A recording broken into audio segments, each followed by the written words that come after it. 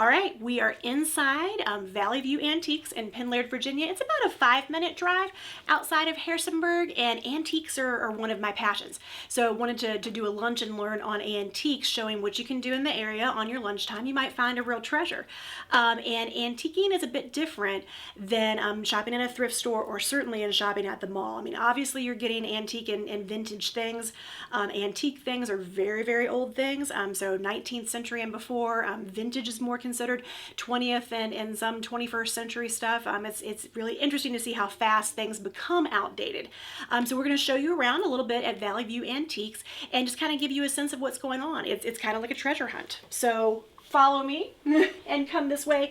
One of my favorite things is vintage Pyrex. American made, amazing stuff, 1950s. If you've seen the movie Hidden Figures, or if you've watched the show Mad Men, not only do I love their fashion and all of the great history that was covered there, I love the Pyrex and how they set their table. Target makes a Pyrex right now, and the first thing that I noticed when I went to Target and I looked at their Pyrex, it's lighter weight, it's a different material, and it's not the same as this great vintage old stuff. And you can kind of get a sense of it here. It's bright colors, it's incredibly usable, you can take it in and out of the oven, would not put it in the dishwasher. And so we're picking up these things, gosh, at yard sales and at auctions and from people's collections. People collected the Pyrex. This vintage refrigerator set is a highly sought after piece, having all of the pieces with it and everything in good condition. And people, collect it. I know I have a shelf of it in my kitchen at home with all the primary colors and some of the fun patterns. I really love the black and the snowflake that they made at Christmas time, as well as the primary colored mixing bowls and different things. So Pyrex is highly collectible. I think it's highly collectible because it's also usable, and it's something people remember from the 50s, and it's just a great material and really super neat. Up above here, you will see we have a lot of the vintage picnic baskets. And these are some things that I bought from a friend and that we've kind of put out here in our shop, and because as I said, that I do a little bit of this in my part-time as well. And I mean, again, I saw a scene in Mad Men recently where they went out, Don Draper and his family, and they had a picnic, and they took out their old thermoses and they took out all of their old things and sat and just had a picnic on a picnic blanket. And so it calls to mind a different time. Some things that you might do with this now is at home, I use them as storage. So if I have linens and different things, I love having the picnic basket set out in my kitchen, but my extra linens, I don't have a lot of cabinet space, are stored in my picnic basket. So you can totally do that. But a lot of kitchenwares and different things can be found in vintage and antique shops. And just the things that our grandparents used to use, the flour sifters, the old Hull pottery, all these measuring cups and different things. You can't beat these old pieces because they don't go bad. They were made to be kept over a period of time, so things that were usable in the 50s are certainly usable now and stick with us a lot better than the things that we buy today. But there's just a variety of things that you can find, including some of one of the things that we've run into recently are these old Domino's sugar and sugar cookie cutters. And they're bright, they're red, they're pretty. A lot of people use them for decorating. You can put them on a wreath, you can put them in a basket as a centerpiece on your table, and they're super fun. Love the shapes. Got the duck for spring, got the cat for cat lovers, and different things. And the neat part about it is with them came the old advertising from Domino and an old recipe that people were able to use with their cutters, and they came in the Domino's sugar. So there you go. Who doesn't remember this from their lunchtime experience? Maybe in elementary school. Chris behind the camera and I were talking about, we went to the same elementary school, about 10 years apart, but definitely remember getting my lunch on one of these more than once, right, Chris? So my favorite was I think the chicken nuggets or the hot dog.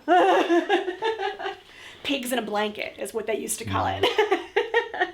So a lot of other things that are cool, and my dad has gotten really fond of the red handleware and the green handleware. The things that people use, of course, in their kitchen. A lot of people are buying these now to use them. So you use your mashers and you use your cutters and your different things, as well as they hang them on the wall in their kitchen for decoration. So there's a lot of people that subscribe to the red handleware, a lot of people that collect the green, and you can find this a lot at your antique stores around here, and every now and then at a thrift store or at a yard sale. Boy, if you find it, you better buy it because it's not a lot of it left that's in this great condition. Another thing that we have gotten really into is vintage depression glass. So the pink and green are the most popular varieties, and of course there's all sorts of different patterns. You know, Miss America and different other things made by a variety of companies, and kind of morphing into some of the crystal and things that Fostoria made a little after that time period. But again, it's things that our grandparents had in their houses. It's things that people remember, and if it's in great condition, then it's wonderful for collecting right now. And I think what people do is they find a piece that they love, and you know, this is a colony piece, and it's like, okay, that'll match my china, that'll match my dishes at home. I'm gonna take this piece, and then, you know, I'll find some plates later to go along with it. That's what I've done. I really enjoy the pieces that I have. I don't think you have to have a whole collection. Mismatching is perfect and a good way to go. Coming on around here, again, some different vintage kitchenwares and high-end glassware.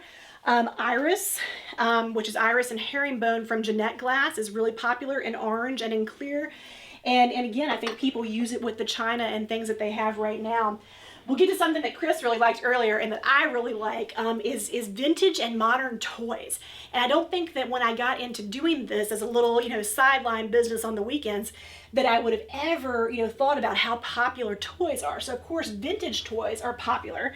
And so you've got your old Fisher-Price radio things here. I totally had this camera when I was growing up as a kid. So there's a lot of nostalgia that, you know, on your lunch break, you can go find a piece of your own history that you used to play with when you were a kid, and kind of have fun with.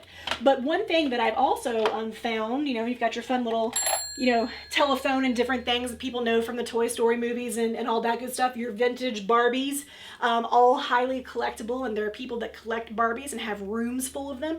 But you can go out on your lunch hour and you can find these great things at a local antique store like Valley View. I mean, where else can you find this great Noah's Ark set that is completely hand carved? So kind of fun, and the vintage toys have been a great surprise because I think that we all know them.